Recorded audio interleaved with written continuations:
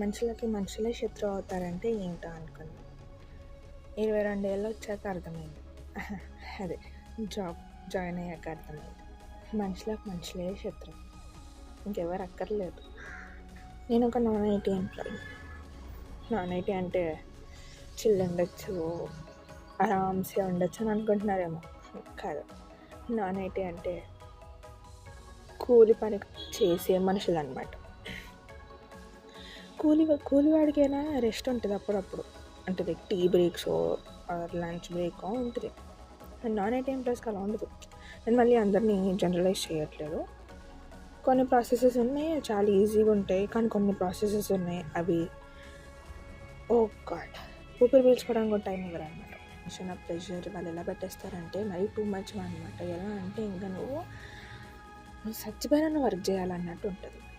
మొన్న నేను ఇంట్లో 24/7 వర్క్ చేశాను. నాకు ఓటీకి పైసలు ఇవ్వలేదు, నాకు దేనికి ఇవ్వలేదు. పైగా నెక్స్ట్ డే మళ్ళీ నేను వర్క్ చేయాల్సి వచ్చింది. సరే పోనీ ఇన్ని డేస్ వర్క్ చేసిన కాంపెన్సేటివ్ ఆఫ్ ఇవ్వాలంటే ఇవ్వట్లేదు. అది ఫైన్, కాంపెన్సేట్ ఆఫ్ ఇవ్వట్లేదు. పోనీ అట్లీస్ట్ నేను వర్క్ చేసినందుకైనా పైసలు ఇవ్వండి అంటే ఇవ్వరంట. ఎందుకని నీ వర్క్ నువ్వు చేసినందుకు నీకు పైసలు ఎందుకు ఇవ్వరంట.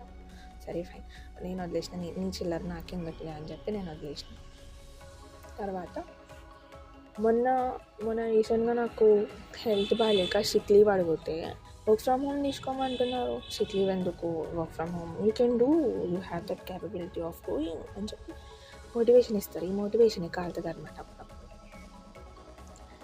అండ్ వాళ్ళు ఇచ్చే శాలరీ లిటరలీ గట్టి ఖర్చు పెడితే వాళ్ళు ఇచ్చే శాలరీ ఒక్కరోజు కూడా సరిపోదు, అంత చిల్లర ఇస్తారు. ఫైన్, పోనీ పని ఏమైనా సరే, పోనీ శాలరీ తక్కువ ఇస్తున్నారు, పని తక్కువ ఇస్తారా? ఇయ్యరు. పని మాత్రం ఆకాశం అంతా, శాలరీ మాత్రం భూమిలో ఉండే చీమంతా. మొన్నటికి మొన్న వెళ్ళి ప్రాసెస్ రావట్లేదు, వేరే ప్రాసెస్కి షిఫ్ట్ చేయండి అంటే సారీ వేరే దాంట్లో రిక్వైర్మెంట్ లేదు అన్నాడు. సరే మరి నేను రిజైన్ చేస్తాను అంటే నీ రిజిగ్నేషన్ నేను యాక్సెప్ట్ చేయను అంటున్నాడు. అంటే ఏంటి, ఏమనుకుంటున్నావు నువ్వు? అసలు ప్రాసెస్ రావట్లేదు, ప్రాసెస్ మార్చమంటే మార్చరంట. రిజిగ్నేషన్ చేస్తాను అంటే రిజైన్ యాక్సెప్ట్ చేయరంట. అదొక మినీ జైల్, బయట అందంగా కనిపించే జైలు అది. నీకు లోపల ఫుడ్ పెడతారు, నీకు ఫ్రీగా ట్రావెల్ తీసుకొస్తారు. ఇవన్నీ జైల్లో చేస్తాయి అన్నమాట. బేసికలీ ఫుడ్ కూడా అంతేం ఉండదు. ఫుడ్ ఏమన్నా జైల్లో ఉన్నట్టే, అన్నం పప్పు కూర కూడా అప్పుడప్పుడు ఉంటుంది, ఉండదు. అన్నం పప్పు కూర. నేను జైల్లో ఉన్నట్టు ట్రావెల్ అవ్వాలి, వాళ్ళు ఎప్పుడు బయటకు పంపిస్తానే అప్పుడు ఉండాలి. లేక మినీ జైలు. బయట అంత అందంగా కనిపించినంత మాత్రాన మోసపోయి లోపలికి వెళ్ళకూడదు అని నాకు ఈ విషయం చాలా చాలా లేట్గా రియలైజ్ అయ్యాను. బట్ ఏం చేయలేను. ఇప్పుడు నేను ఐఆమ్ ట్రాప్డ్. నేను లిటరలీ ట్రాప్ అయిపోయి ఉన్నా లోపల. బయటికి రానిగా వస్తలేదు, లోపల ఉండడానికి వస్తలేదు, టార్చర్ పెడుతున్నారు.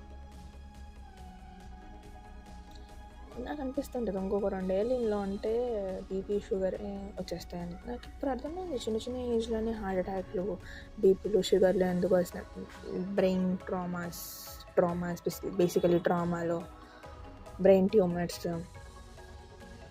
చాలామందికి ఏదైతే ఒక ట్రామా తెలుసా, వాళ్ళు పెట్టే టార్చర్కి, వాళ్ళు చేసే పనులకి. నిద్రలో కూడా వాళ్ళ కళలో వస్తాయి. నిద్రలో కూడా అప్పుడప్పుడు చాలామంది ఉరకబడి లేస్తూ ఉంటారు. Basically I work in a non-IT company, so I suggest people to not go into non-IT.